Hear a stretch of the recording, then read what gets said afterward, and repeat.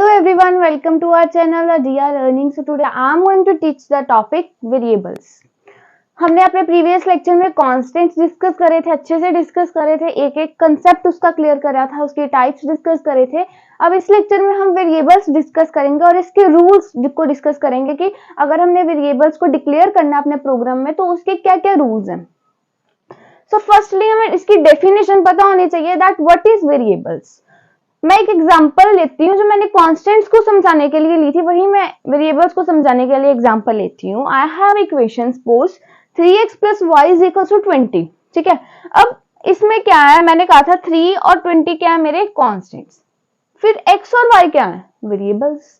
x और y variables क्यों है, क्योंकि x और y में जो वैल्यूज हैं वो वेरी करती हैं, वो चेंज होती हैं। वेरिएबल्स नाम से पता लगता है कि वो चीज जिसमें जो वैल्यूज हैं वो चेंज हो रही हैं, वो वेरी कर रही हैं।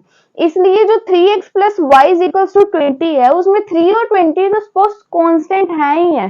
ठीक है, और x और y क्या है वेरिएबल्स हैं। क्यों, क्योंकि x और y में जो वैल्यूज हैं वो वेरी करेंगी, वो चेंज होंगी, इसलिए x और y क्या है मेरे वेरिएबल्स। अब मैंने कहा था कि जब भी मैं अपने कांस्टेंट्स को डिक्लेयर करती हूँ तो क्या होता है कि जो मेरी मेमोरी है कंप्यूटर के अंदर, सपोज ये मेरी मेमोरी है, मेमोरी के अंदर क्या है स्टोरेज लोकेशंस बन जाती हैं। ठीक है, सपोज 3 को डिक्लेयर किया, 20 को डिक्लेयर किया तो लोकेशंस बन गई मेमोरी के अंदर। ठीक है, यहाँ पे 3 आ गया, यहाँ पे 20 आ गया, हर एक लोकेशन का जो है वो एक नाम तो होगा ना। सपोज यहाँ पे मैंने 3 को स्टोर किया, यहाँ पे मैंने 20 को स्टोर किया, यहाँ पे मैंने 60 को स्टोर किया। अब लोकेशन को मुझे कोई नाम तो देना पड़ेगा ना, जहां पे मुझे 3 स्टोर किया जहां पे मैंने, वो लोकेशन को एक नेम देना पड़ेगा। सपोज यहाँ पे x नेम दे दिया, तो ये x क्या है मेरा वेरिएबल। ठीक है, मेमोरी लोकेशंस को जहां पे हमारे कांस्टेंट्स स्टोर होते हैं, जो हम नेम देते हैं उसको हम क्या कहते हैं, वो मेरा क्या है वेरिएबल।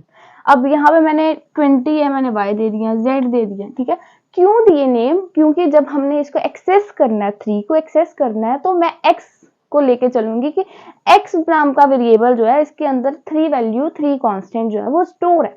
अगर मैंने 20 को एक्सेस करना है तो मैं y की हेल्प से करूंगी, अगर मैंने 60 को एक्सेस करना है तो मैं z की हेल्प से एक्सेस करूंगी मेमोरी लोकेशन से। ठीक है, मैंने अपने प्रोग्राम में ये 3, 20, 60 को यूज करना है तो मैं किनकी हेल्प से करूंगी, वेरिएबल्स की हेल्प से करूंगी, जो कि यहाँ पे स्टोर, जो कि मेरे जो 3, 20 और 60 है उसको एक्सेस करने में हेल्प करेंगे। ठीक है, इतनी बात आपको क्लियर होगी दैट व्हाट इज वेरिएबल्स। देखिए, अ quantity which may vary during program execution is called variables. Variables names are names given to the memory location where different constants are stored. अब कांस्टेंट्स जो है वो इंटीजर हो सकते हैं, ठीक है, रियल कांस्टेंट्स हो सकते हैं, कैरेक्टर कांस्टेंट्स हो सकते हैं, कोई भी कांस्टेंट्स हो सकते हैं। उनकी लोकेशंस जो मेमोरी में बनी हुई है ना, उनकी लोकेशंस को जो भी नाम दिया जाता है उनको हम क्या कहते हैं, variable name.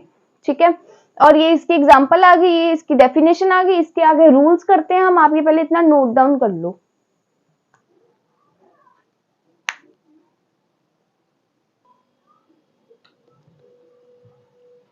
So the rules for constructing variables are, first one is the first character in the variable name must be an alphabet. Always alphabet ही होना चाहिए। ठीक है, ये नहीं है डिजिट्स का मैं यूज नहीं कर सकती, मैं ऐसे नहीं लिख सकती 1 नेम, नो। ठीक है, हमेशा मुझे अल्फाबेट्स ABC से ही शुरू करना पड़ेगा वेरिएबल का नेम। सेकेंड रूल है नो कॉमा और blank space are allowed within a variable name. मैं कॉमा और ब्लैंक स्पेस का यूज नहीं कर सकती वेरिएबल नेम के बीच में। उसके बाद no special symbols other than underscore can be used in a variable name. Underscore मतलब दिस सिंबल। ठीक है, मैं ऐसे लिख देती हूँ राम 1। ठीक है, हम डिजिट का यूज कर सकते हैं अपने वेरिएबल नेम में, बट स्टार्ट पे नहीं कर सकते। ठीक है, अंडरस्कोर ही मैं यूज कर सकती हूँ, मैं हैशटैग नहीं यूज कर सकती, मैं क्वेश्चन मार्क का यूज नहीं कर सकती, स्पेशल सिंबल बस अंडरस्कोर। सेकंड है, लास्ट वन है, maximum length of variable name is 8 character. ठीक है, 8 कैरेक्टर्स ही होने चाहिए मेरे वेरिएबल नेम के अंदर, ज्यादा कैरेक्टर्स नहीं हो सकते। ये नहीं मैं 20 कैरेक्टर्स का वेरिएबल नेम ही दे दूं, नहीं, ओनली 8 कैरेक्टर्स जो है वो ही अलाउ होते हैं हमारे वेरिएबल नेम में। अब एक और बात, हम वेरिएबल नेम जो होता है ना उसको हमें मीनिंगफुल रखना पड़ता है। ठीक है, क्यों, देखो सपोज करो मैंने सिंपल इंटरेस्ट का प्रोग्राम जो है वो निकालना है। ठीक है, सिंपल इंटरेस्ट का प्रोग्राम मैंने लिखना है, तो सिंपल इंटरेस्ट में क्या क्या चाहिए, प्रिंसिपल चाहिए, रेट चाहिए, टाइम चाहिए। ठीक है, तो मुझे वेरिएबल्स डिक्लेयर करने पड़ेंगे ना, रेट के लिए, टाइम के लिए, ईयर के लिए। तो मैं क्या लिखूंगी, रेट ऑफ इंटरेस्ट होता है ना, रेट ऑफ इंटरेस्ट, ROI लिख दूंगी, रेट ऑफ इंटरेस्ट हो गया। अब प्रिंसिपल अमाउंट होगी, PA लिख दूंगी मैं, प्रिंसिपल अमाउंट कितनी है। फिर टाइम लिखना तो मैं T लिख दूंगी सपोज। ये नहीं है कि रेट ऑफ इंटरेस्ट है उसकी जगह मैंने A लिख दिया, ठीक है, PA है तो मैंने उसकी जगह B लिख दिया। लिख सकते हैं, एरर नहीं देगा वो, मुझे लिख सकते हैं, बट मुझे अपने वेरिएबल्स का जो नाम है ना वो मीनिंगफुल लिखना होता है। ये नहीं है कि मैं कुछ भी लिख दूं।